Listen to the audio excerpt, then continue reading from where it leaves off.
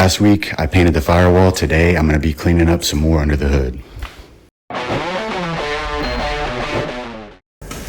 Alright, I've got a lot of parts off of this thing right now, which is the perfect time to clean them up and paint them before I put them back on.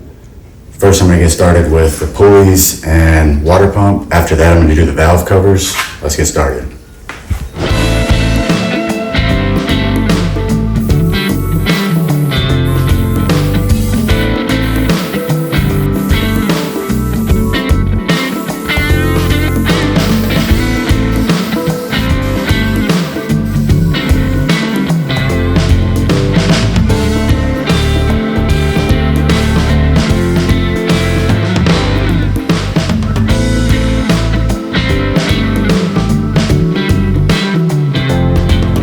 Okay, I just finished up with the silver. I got the valve covers off. Let's get into that.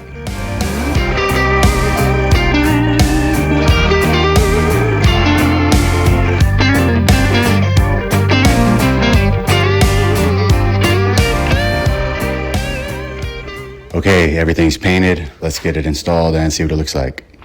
All right, let's get these valve covers installed. These are gonna look good.